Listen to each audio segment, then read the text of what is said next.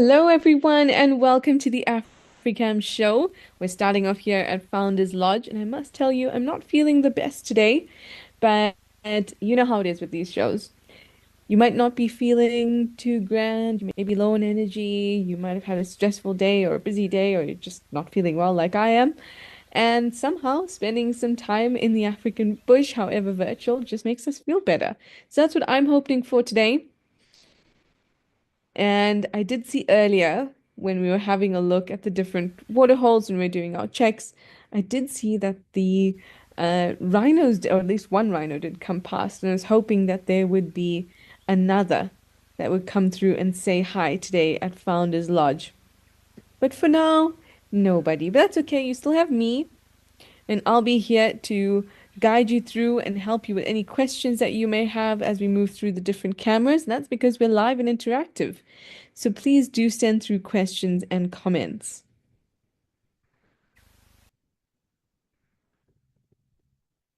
Now, on my end, I'm mostly hearing Hardy does in the backyard. But here at Founders, I'm just turning up the volume, doesn't it sounds very quiet and very peaceful.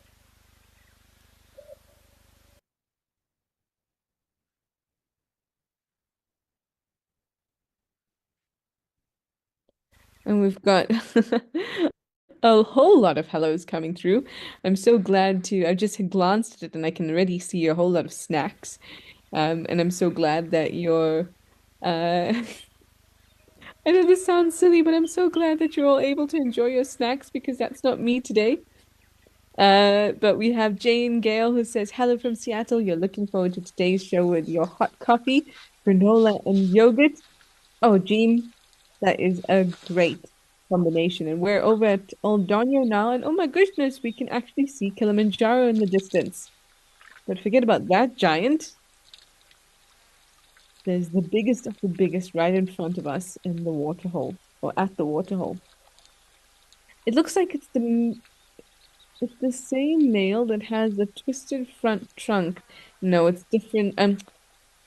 Tusk. It's different to the one we're used to. You know, there's an elephant here who I was talking to you about, who one of his tusks twisted and kind of curled towards him, but his tusks are much bigger, I think. I'm gonna have to. No, no, it is him. It is him. There we go. Because his left tusk got twisted, and he's got the left cut in his ear as well. Hello, old friend.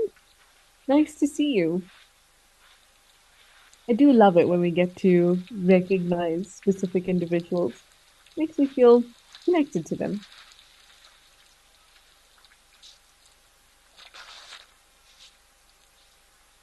And the elephants here at Aldonio have been quite amusing, I must say. Last week, Thursday, we did a whole Wild Moments show basically on elephants at Aldonio.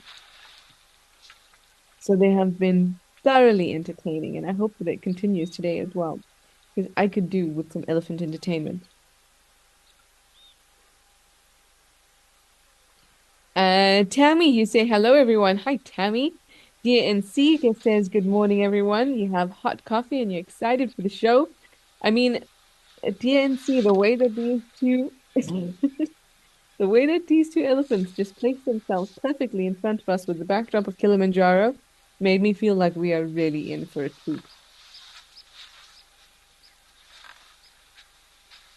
Oh, that was a proper little gentle jab between the tusk and the eye there, kind of letting him know I'm uncomfortable or you're in my space, but very playful and quite gentle.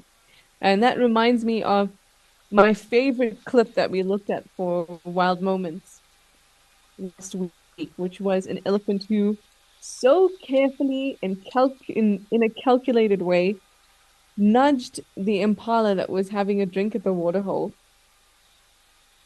But if you haven't seen the clip, you need to go to YouTube and have a look on African's channel and just watch that clip because it is the most ridiculous. I mean, I couldn't have even imagined that level of gentleness, but also this I don't know, like balance and dexterity and almost coordination for that elephant to kick that impala in such a way.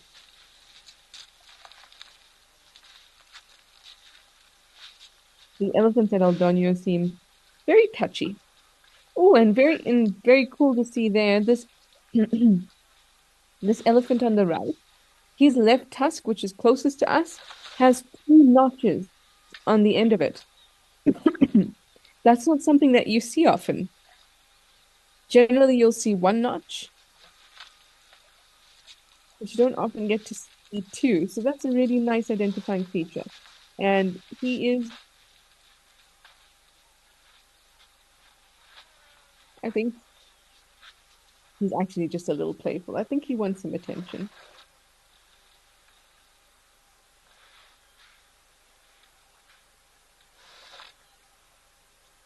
Laura MC, you say hello to all from Texas. Hi, Laura. Thanks for joining us. Caspus Dead Ghost says hello, Trish, and everyone. You're enjoying a hot coffee from sunny Milwaukee. That sounds really nice. I think I should have actually made myself a cup of tea. I'm a one cup of coffee a day kind of girl. Really can't ever drink more than that. Jack DeBoer, you say you'll watch and chat while you're eating some French toast. Oh, yes, go Jack DeBoer. That is a winner. Big fan of French toast, yeah? Huge fan. Zygo, you say namaste, namaste to you too, Zygo. Thank you for joining us. Karu, you've got milk again. Of course you do. Now, I do have many others coming through as well. Many hellos, but something seems tense at the waterhole. But we could just give it a moment.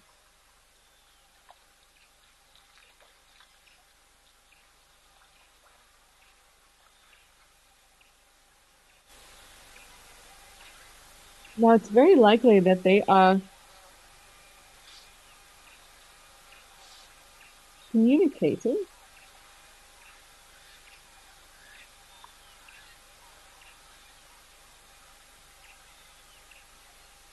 But the elephant with the two notch in the tusk was definitely the pursuer in this interaction. It wasn't violent or anything like that, but there was definitely some communication happening, and it was being led by that other elephant, not the one in front of us.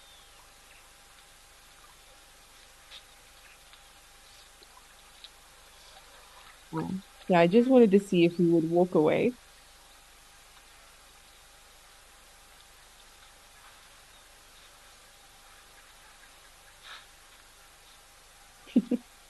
I think that was a very communicative interaction. I don't think that that was aggressive or a dominance interaction at all. It was almost friendly.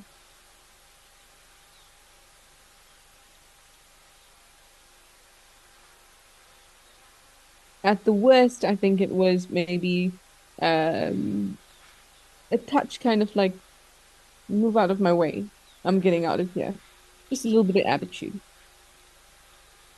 So, Amiko, you say you're waving hello on this sunny morning. You've got coffee in hand and a heart full of thanks to all that make these shows possible.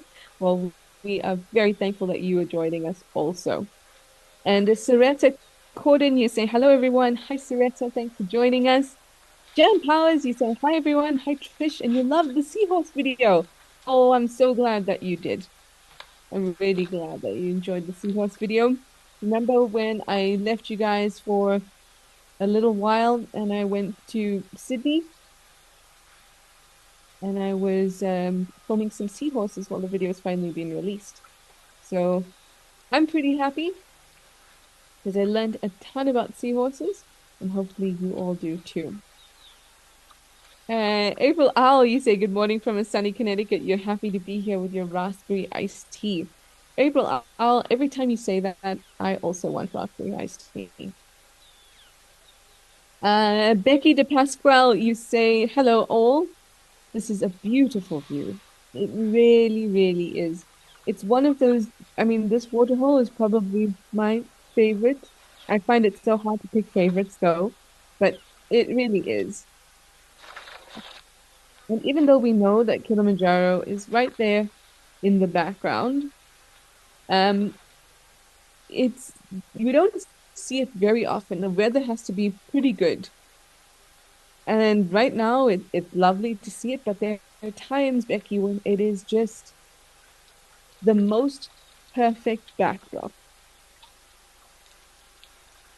to see both these giants, particularly. When you see elephants and you see Kilimanjaro in the background, it is stunning.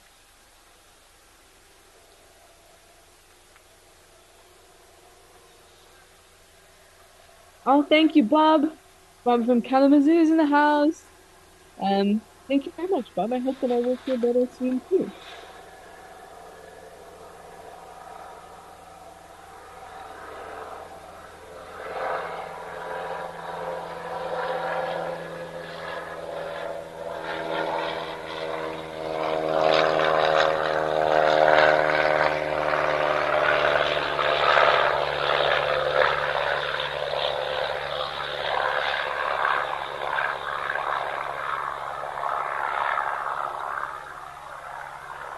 So obviously you all noticed that.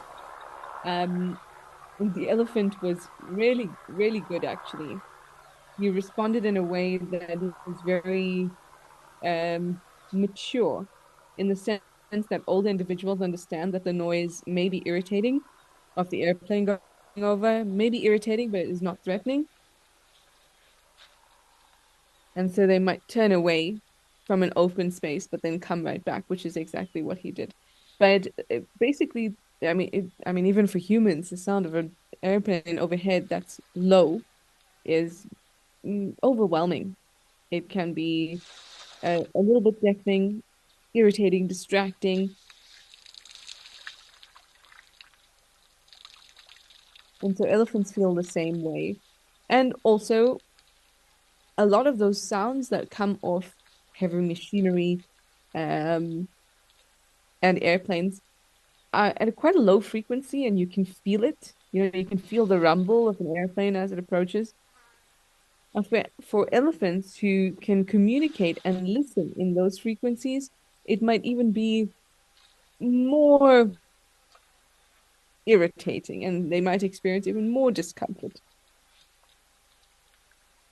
Apart from that, they will also learn because a lot of game capture counts, maybe darting happens from the air. And even though that's to help an animal out, doesn't mean a particularly pleasant experience in their memory. So that also adds to their um, the way they feel about aircrafts. But you will also see, I mean, it depends in which in the areas where they do this kind of thing, that the response to helicopters is a lot stronger than the response to airplanes. And that's because lots of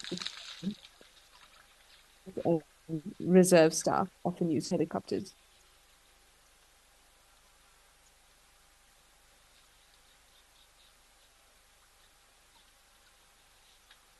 Zygote, you're talking about the elephant that just left us. You said it must have won two fights, hence the two notches. Yes, I can think of other reasons to have two notches, but very right, Zygote. Laura MC, you say you have a twofold question. Very interesting. Do male and female lion cubs behave differently? And do lion mothers treat their cubs differently based on their genders? Ah, what an interesting question. And thank you as well for hoping that I'll feel better soon. Yes, male and female cubs do behave differently. Um, in the same way, male and female calves behave differently. And this is not something that's limited to lions or predators.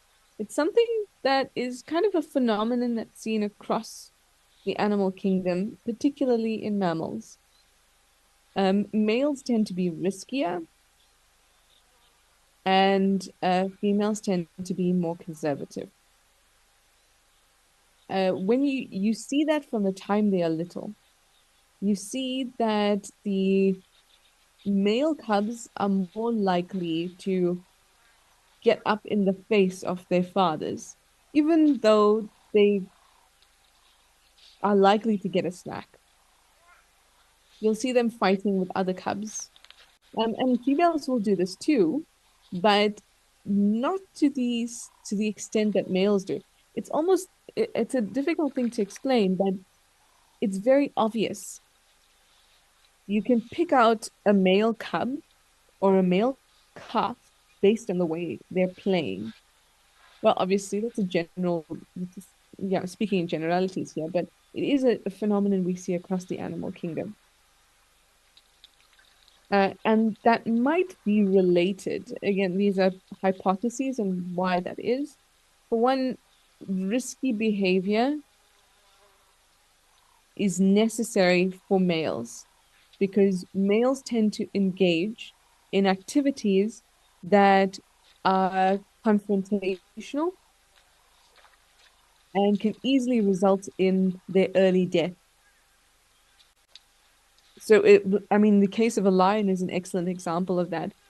Male lions live till about 10 years. Female lions live to about 15. And that is directly related to the amount of physical mm, violence is not the right word, but fighting that they have to engage with. They've constantly got to defend territory, fight off others, in constant competition for females, even if they are in a coalition. They're still competing against their brothers in that coalition.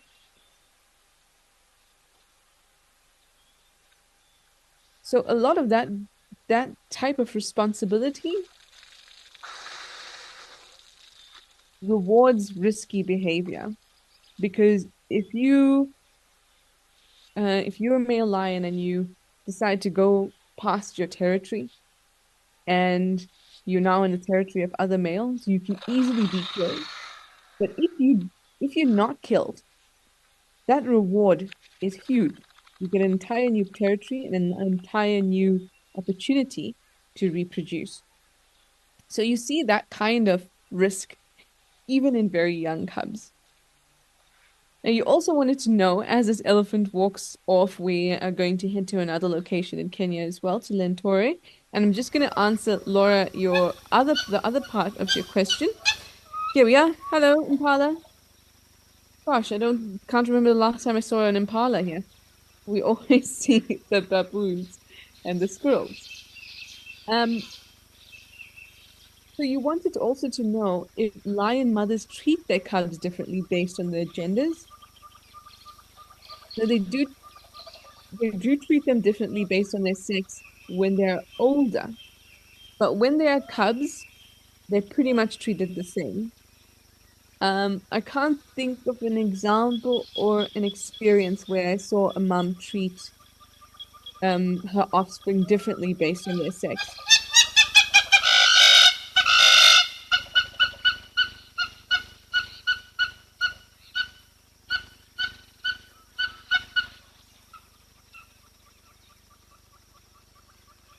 Could it be our hammercrops?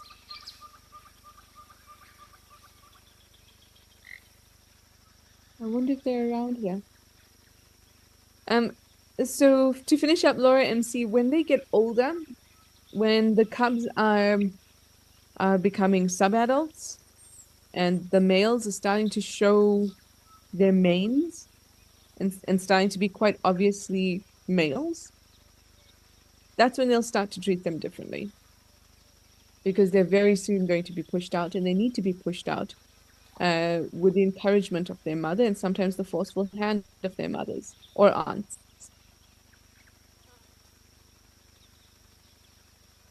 Oh my goodness, all this talk about lions.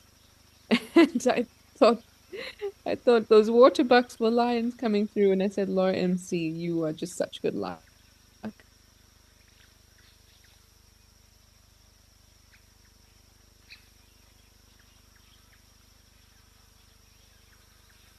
Do we have a hornbill here? Looks like it. Oh, nice! Yellow-billed hornbill doing its thing. Oh, I do like them. I really do enjoy um spending time with hornbills in general.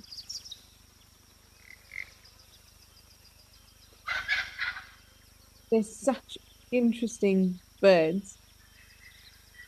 I think that the hammercocks that are around here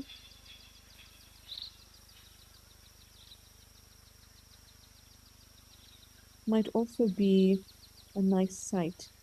I wonder if that was man, I wish I looked or we were able to see it more clearly.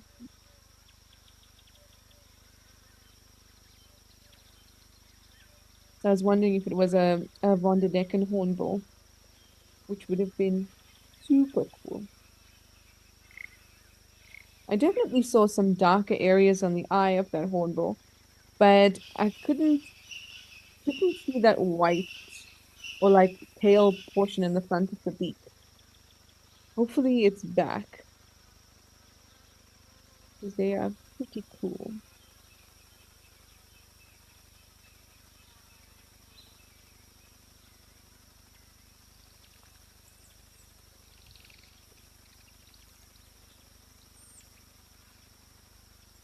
I think one of my favorite things at this waterhole is watching the squirrels.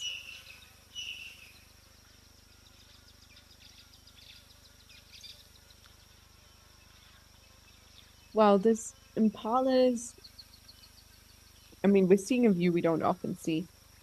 We're just seeing the tips of the horns and we're not seeing the face. And I think that often when we look at animals, we're drawn to their faces. And the the impala there, because its face was down, I was actually drawn to its neck muscles. And I saw how defined they were. It always amazes me. Like, and the next time you watch animals, especially if you're watching like predators, next time you do it, have a look at muscles, and you'll just see the definition is crazy. Oh, thank you, Karu, for confirming that it is Von der Decken's hornbill.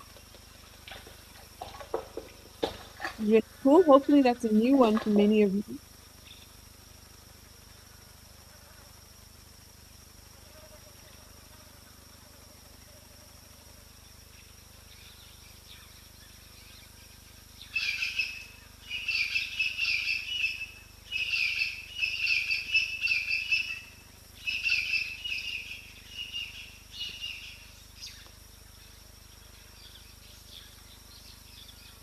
Oh, what is that impala eating? It's opening its mouth very wide. Usually, when we see that kind of movement, so when they're eating foliage and vegetation, we see grinding. We don't see um, a large gaping mouth.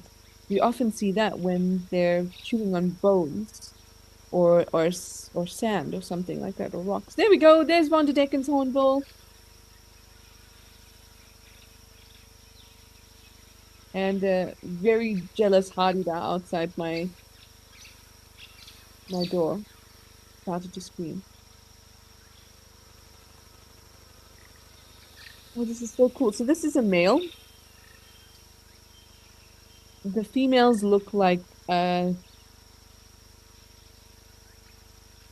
is the way to put it? Like a dark mode version.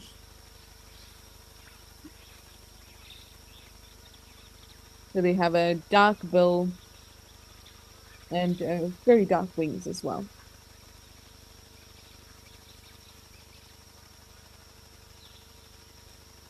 Oh, you are so cool. And here we can clearly see, so trouble identifying features, you can see the darkness around the eyes. And then you can also see that it looks very much the shape of the bill, like a yellow-billed hornbill, but it is slightly bigger and or slightly higher, I should say, the top mandible, the top section of the beak. And you can see that it's reddy yellow. At the very front, the tip of it is slightly pale. There's your dead giveaways.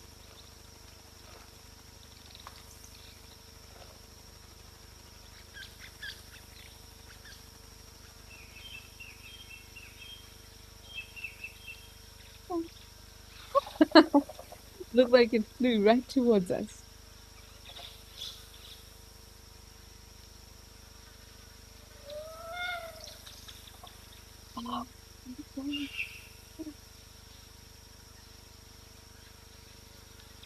Oh, they also have a diet that's very similar to other hornbills that you may be more familiar with, like the yellow-billed hornbill and oh, hello, and the red-billed hornbill. Are you back to entertain us? Looking at you.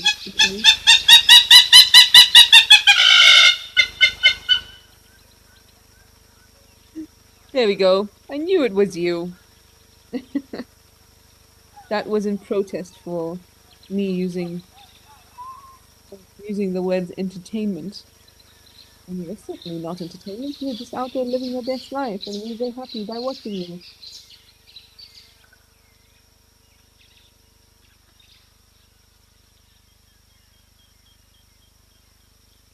So the hammerkop would be eating that would pretty much aquatic invertebrates. That's on top of their list. See them with the frogs quite a bit.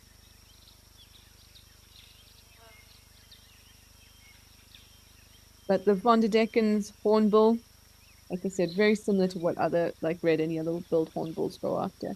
And when we see that type of thing, and you wonder, well, then how much competition there must be between them if they look so similar? They have such similar beaks.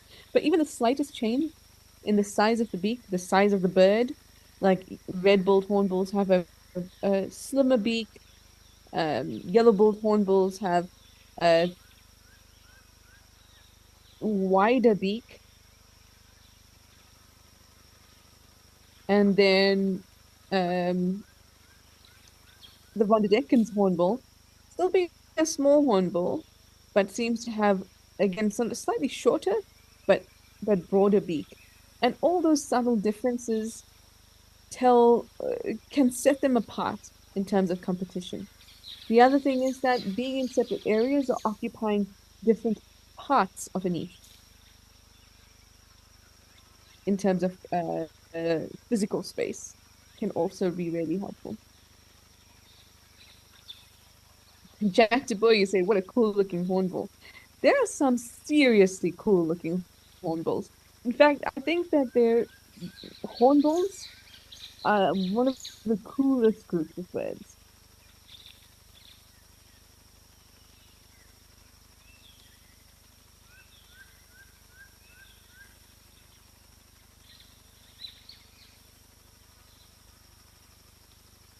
Bucerra today. A really, really nice family of birds.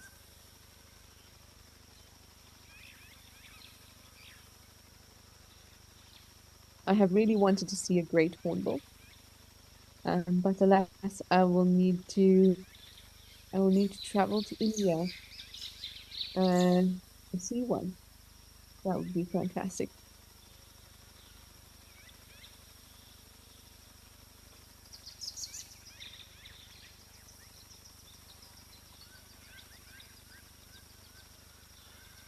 What's also quite cool is that you might know toucans, right? That you'll see in South America. So toucans are not related to hornbills, and they've developed a similar structure in terms of the size of their beak and even the way they look as convergent evolution, so filling a similar ecological niche that results in similar traits being expressed.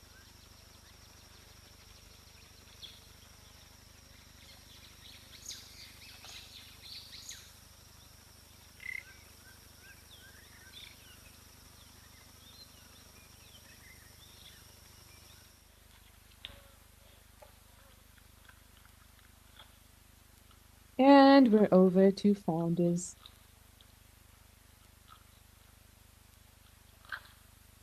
Now, I think I see it was either Lesbok or Hyperbeast under the shade of the little shade of that tree. And then we have a warthog at the water's edge, which I'm really hoping comes down to have a bit of a roll in the mud.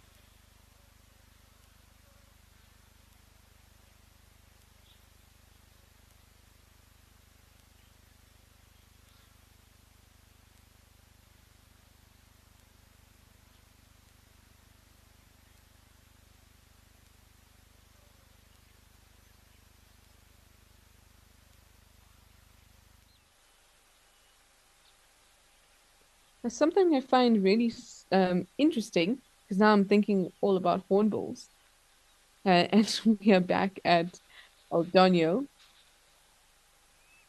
having a look at a giraffe, having a drink, and as you can see very quickly, all of a sudden, Mount Kilimanjaro is almost gone.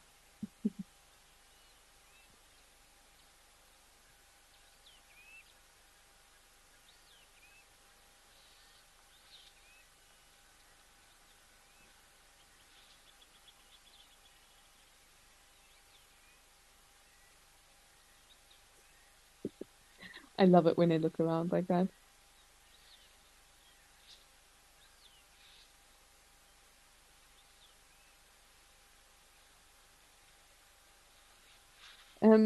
So I was thinking about hornbills, and then I said to you that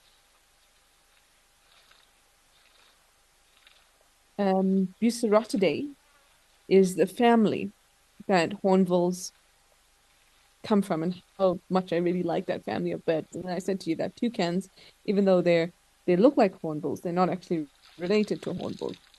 But even ground hornbills are different from your straightforward hornbill, like the ones we just saw.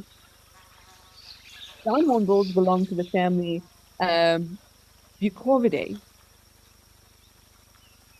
So even though they can be look so closely related, look at this waterbuck. Hello, does it make you feel ticklish?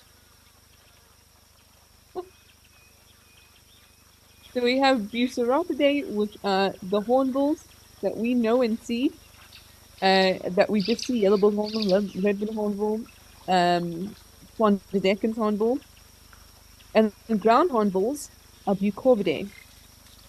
So actually a different feature, a different family, even though they're all in the Buceratiformes family, uh, order, sorry. Just maybe I should be quiet. Um, because there's a lot of words being thrown around there. But anyway, short discussion is that hornbills are different to ground hornbills, and both of those are closely related, while they are not closely related to toucans. Summary, executive summary. Anyway, let's enjoy this cuteness.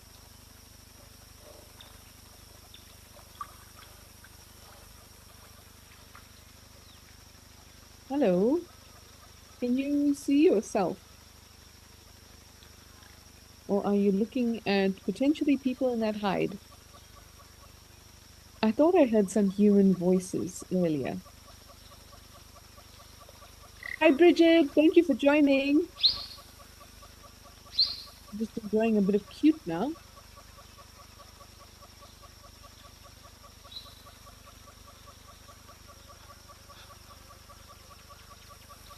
I think there must be people in that hide because they're being super cautious. In Waterbuck, I mean they are cautious like all antelope, but of them all, they're really good near the water. Look at this! Oh my gosh! Hello, we are Africam. Yes, big fan of yours. Huge fan.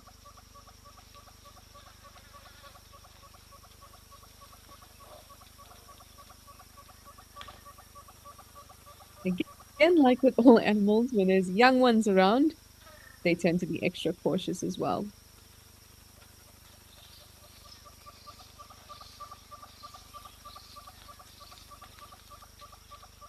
I love that it looks like they're looking straight at us.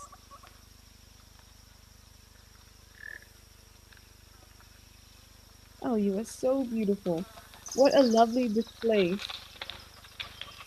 of the long fur around their necks and also those large ears. Anyway, they've now been displayed. I wonder how Mr. Hammerkop is doing. Still fighting with his reflection.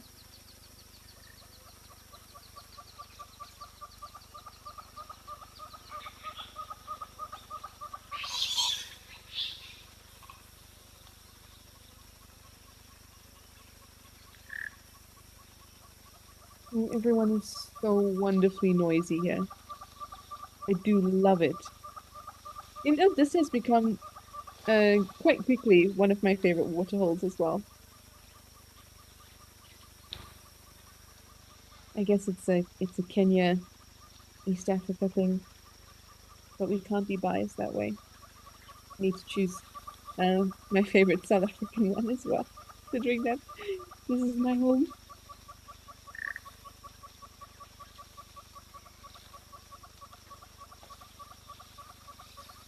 I actually haven't been to visit any of the South African waterholes. What do you say, Kirst? Is there anything happening on our South African waterholes so we can come visit hometown? Ah, over to Founders in the Eastern Cape. You have some springbok and some zebra.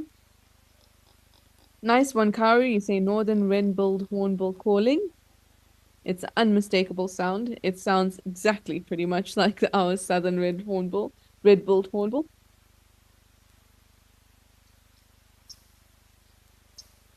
But here at Founders, things are quiet.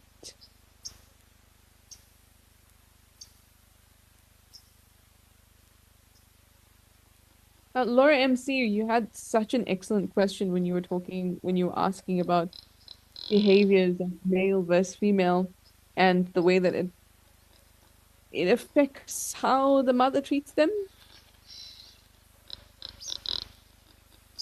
Now, I haven't noticed it too much, this kind of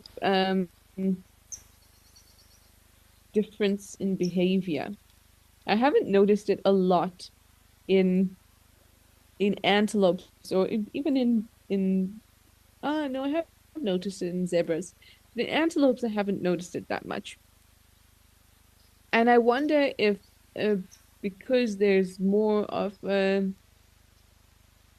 herd structure, maybe that kind of competition is less fierce, and so they don't express those kinds of, or not to the same extent as lions or other animals that have a high level of competition do express those kinds of behaviors. Because I'm thinking about impalas that I've seen, and I mean, you might see young males try to mount females, but you don't see the same kind of like very, very boisterous um play aggression. You don't see that kind of thing that you do see in elephants and lions.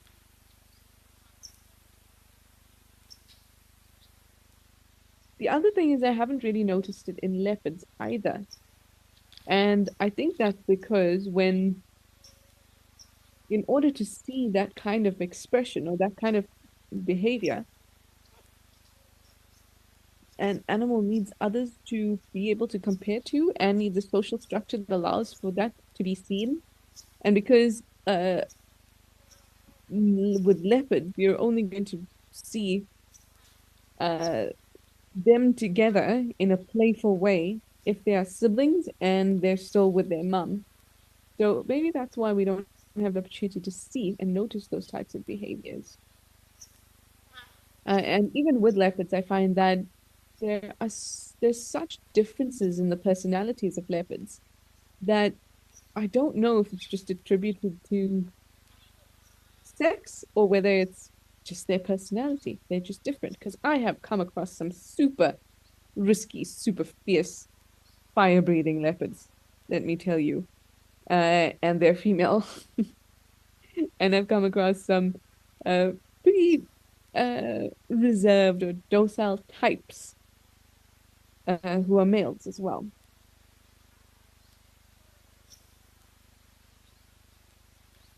And I suppose there, in the case of a leopard, if we're coming back to risky behavior and being rewarded for risky behavior, then I find with leopards, the males and the females are doing the same thing. They're still defending territory. They're still feeding themselves. So it's not as if one existence is more likely to let you live longer, as is the case with lions. So really interesting thing to think about, and you've really got my brain going. Oh, I can hear some people in the background. Maybe they're enjoying the sighting like I am too. And you all are. This well here at Naledi Dam is very empty today. Is there even any water there for you? Maybe just a little bit.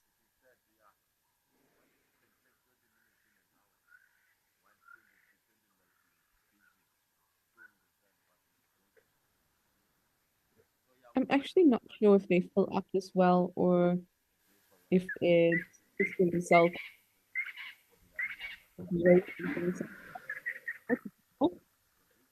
But there's definitely been times when it feels like this well was pretty empty and then suddenly it's back up.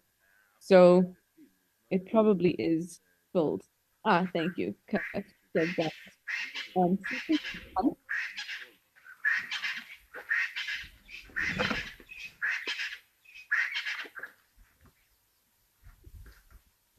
You happy?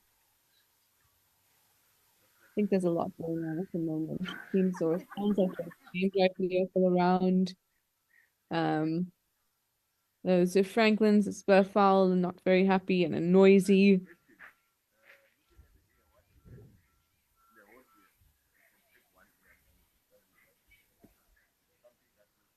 Oh,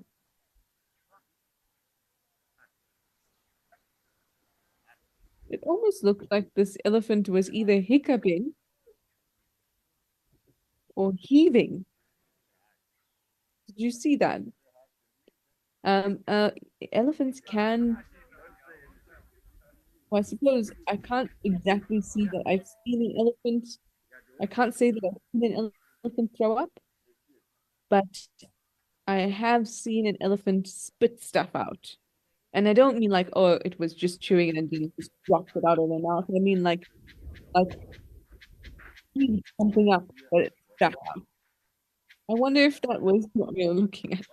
But like I always say, if you have the equipment to do X, Y, and Z, breathe, drink, eat, and you have the potential for things to go wrong with it, potential for things to get stuck in it. Um,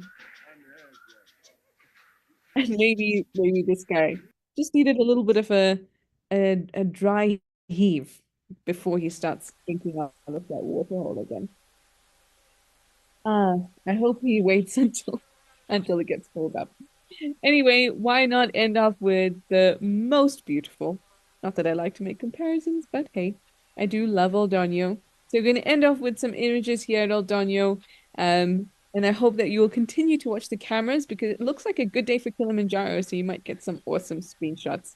Thanks everyone for joining us. Thanks for your wonderful questions and comments as usual. I think it was super nice to see that Von der Decken's Hornbill. That was super cool. And we'll see what we find next week. But for now, have a wonderful day wherever you are in the world.